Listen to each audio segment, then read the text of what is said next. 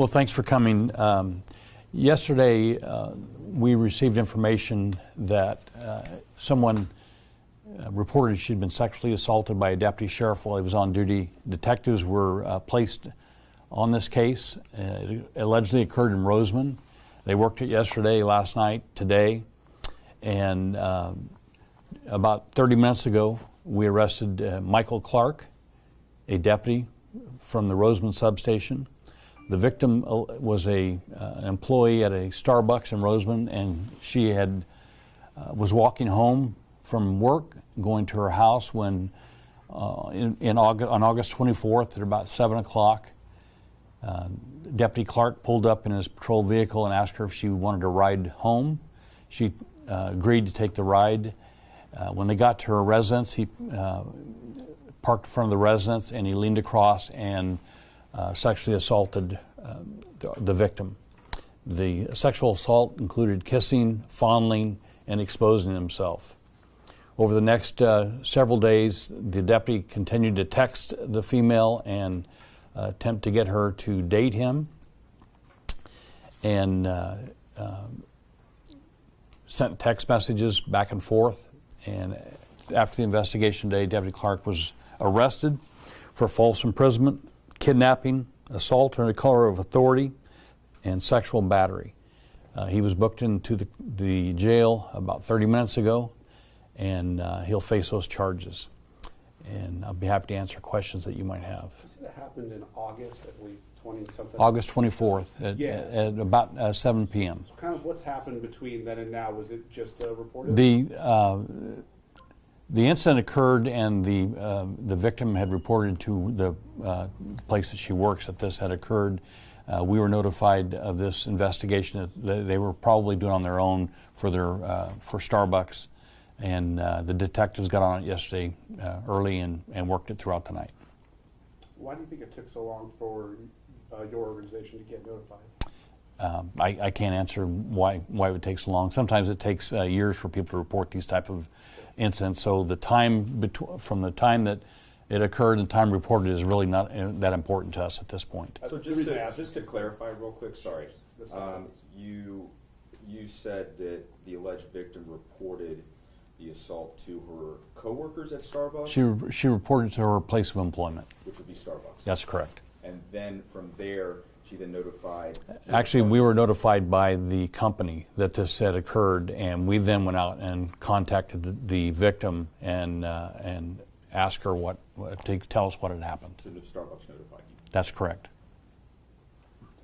Do you know how often he showed up at the Starbucks, how many times he went there, or how many messages he sent her? It's really early on, but we do know that it was more than one occasion of texting. Some inappropriate texts occurred, and we visited the establishment more than once. So at this point, I really don't have those numbers for you. Was this something where the alleged victim shared that information with him of where she lived, her social media platforms? Is this something that he looked up himself? He didn't find her house. He had her in the car. She was halfway home when he approached her and asked her if she wanted to ride. She then told him where she lived, assuming he was going to take her home and drop her off. But when they got there, he started a sexual assault that lasted approximately 20 minutes. And then she felt she was not free to get out of the car. And after about 20 minutes, she was allowed to exit the vehicle. Status of the deputy: paid administrative leave, suspended, fired? The California law requires he be placed on administrative leave. We will conduct an administrative investigation separate from the criminal investigation, and we're on that full speed. Did she say what she did when he started the assault in the car? Was there any fighting or anything that she said? We believe that she did not consent, and we're convinced that she did not consent to this, and that's as far as I want to go with what occurred. I know you probably can't say too much about what evidence you have, but are you guys looking at video evidence, maybe body cam, as well as Starbucks security video from him on these multiple visits after the fact? We do have some evidence, and what I will say is that We wouldn't be here today if I wasn't convinced that this occurred exactly like I portrayed to you. And has he admitted to detectives? I can't go there. He is being interviewed as we speak. The arrest occurred about a half an hour ago.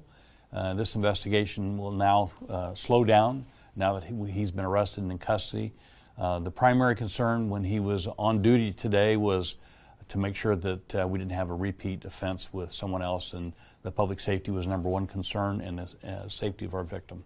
Is there any complaints against him in his service since he's been on the force besides this? I don't have that information, but if I did, that would be administrative, and I really couldn't share it with you. Has he worked in other areas besides Rosamond area? Was that where he was assigned? He's been on the department for two and a half years. He's 31 years old. He's been in the Rosamond substation for about a year, almost a year. So you can assume that the academy and field training ate the rest of the time up, maybe a short stay in the jail. When he was arrested, did he go quietly? Did he cooperate? He didn't have a choice but to cooperate, yes. Was he arrested while on duty? He was. Sheriff, how are you doing right now? We're doing okay. I'm really proud of the detectives. They took this very seriously. No one is more offended than they are, and the other deputies that this could occur. So I feel good about this organization and what they do and how we police our own.